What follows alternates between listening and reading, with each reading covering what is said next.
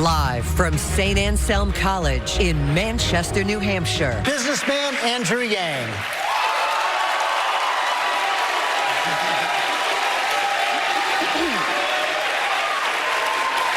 Andrew Yang, then Senator Warren, then Mayor Buttigieg. First, let me say, America, it's great to be back on the debate stage. Thank you. I'm so excited, I want to give every American $1,000 a month. George, the entire capitalism-socialism dichotomy is completely out of date. And the fact is, when people were talking about these economic models, they did not foresee technology getting stronger, more powerful, capable of doing the work of thousands of humans in the blink of an eye. We have record-high corporate profits in this country right now, but people in New Hampshire know what else are at record highs. Mental illness, stress, debt, substance abuse, overdoses, suicides. What we have to do is actually get the markets working to improve our family's way of life. Instead of following GDP and corporate profits off a cliff, we should be measuring our own health and wellness, life expectancy, mental health and freedom from substance abuse, clean air and clean water, how our kids are doing. The way forward is a new human-centered version of capitalism that actually uses the markets to improve our families' lives. Senator Warren, you... Pete, fundamentally, you are missing the lesson of Donald Trump's victory. Donald Trump is not the cause of all of our problems, and we're making a mistake when we act like he is. That's right. He is a symptom of a disease that has been building up in our communities for years and decades. And it is our job to get to the harder work of actually curing the disease. Most Americans feel like the political parties have been playing you lose, I lose, you lose, I lose for years. And you know who's been losing this entire time? We have, our communities have. Our communities' way of life is disintegrating beneath our feet. That's why Iowa, a traditional swing state, went to Trump by almost 10 points. That's why Ohio, a traditional swing state, is now so red that I'm told we're not even going to campaign there. So these communities are seeing their way of life get blasted into smithereens. We've automated away 4 million manufacturing jobs and counting. We're closing 30% of New Hampshire stores and malls, and Amazon, the force behind that, is literally paying zero in taxes. These are the changes that Americans are seeing and feeling around us every day, and if we get to the hard work of curing those problems, we will not just defeat Donald Trump in the fall, but we'll actually be able to move our communities forward. I know we're going to hear a lot more on this. We're going to move on to Lindsay Day. Mr. Yang, you said that the notion of a leader, quote, throwing the president before them in jail is not the way things are done here in the United States and would make it, quote, very hard for any party to govern sustainably moving forward.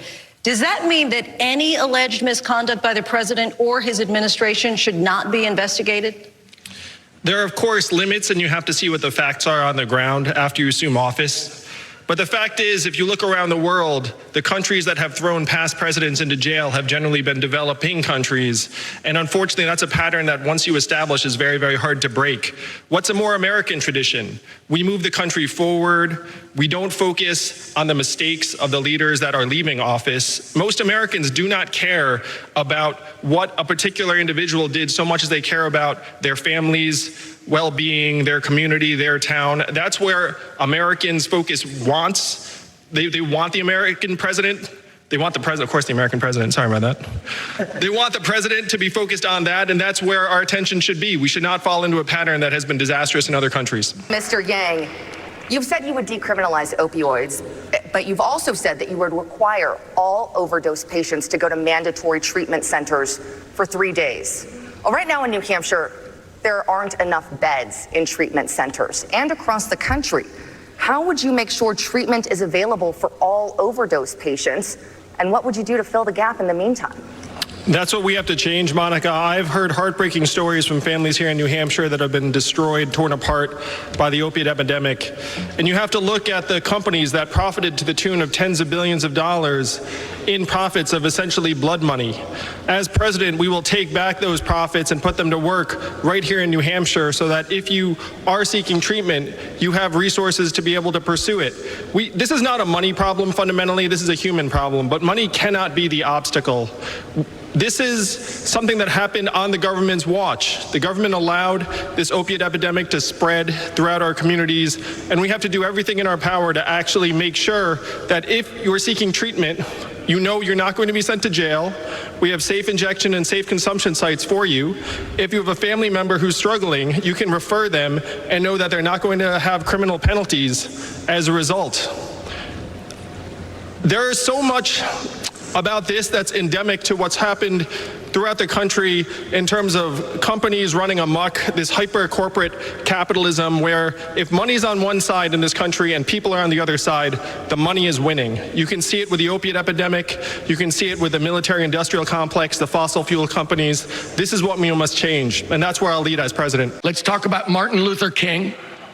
Let's talk about Barbara Lee, the congresswoman from Oakland, who's one of our great leaders, and then let's figure out how to repair the damage so we can move forward together. Mr. Yang, take on that argument and also what he said about reparations. The median African-American household net worth is projected to be 0 by 2053. Things are not getting better for people of color. If anything, they're getting worse because we're in the process of eliminating the most common jobs in our economy. It's something of an economic unnatural disaster, and who suffers most in a natural disaster? People of color, people with lower levels of capital and access to opportunity and education. And while I know we love to champion education here as Democrats, only 33% of Americans are going to attend college. Lower percentage of African Americans. There is no way we can prevent this tsunami from wiping out African American net worth unless we put straight cash into their hands sometime between now and 2053. And it's not just them. It is truck drivers, it is retail clerks, it is call center workers, it is accountants, it is bookkeepers. We are in the midst of the greatest economic transformation in the history of our country, and it's going to hit black people the hardest. We have to stop nibbling at the edges and actually start solving the real problem. We've been getting a lot of questions, Mr. Yang, and the question is this. According to the Children's Defense Fund, it's been more than 20 years since child poverty was directly addressed in a presidential debate. The year was 1999. The questioner was our friend and former colleague who may be watching right now, the late Cokie Roberts. Cokie loved the New Hampshire primary, and she asked the candidates in this Republican debate, how will we overcome the scandal of 1/4 of American preschoolers living in poverty in the richest nation on earth? Today, nearly 1 in 5 American preschoolers are still living below the poverty line, even though we've had 10 straight years of economic growth. What does that say to you about where America is today and what we need to do about it? George, we're in the midst of the most extreme winner-take-all economy in the history of our country. And unfortunately, that extremity is just going to reach unprecedented heights as technology is getting stronger, smarter, more capable all the time. And most of us are not. Most adults feel happy if we stayed about the same on any given day. So if we want to alleviate child poverty, we need to put money directly into the hands of families, particularly single parents. 40% of American children today are born to single moms. 90% of single parents are single moms. And right now, we have fallen into this trap where we have allowed the market to tell us what we are all worth. And what does the market value my wife Evelyn at, or stay-at-home parents around the country? 0. Caregivers taking care of ailing loved ones, like Carl Christensen in Iowa. 0. Volunteers and activists in our communities trying to do something positive. 0. Coaches and mentors helping our kids. 0. Most artists, sorry artists, but it's true. 0. Increasingly local journalists, which is wiping out our ability to have a functioning democracy because you can't vote on something if you actually don't have any news coverage.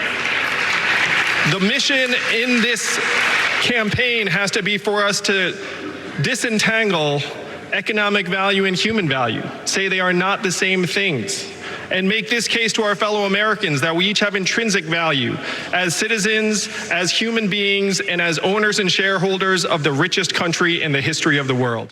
Are all y'all paying attention? Automation gonna sweep the nation unless we get him in. Andrew Yang, 2020 freedom dividend. Climate change is real again. Science rules. Teachers bringing home some bread. Medicare for every citizen. That's nice. Andrew Yang, 2020 freedom dividend.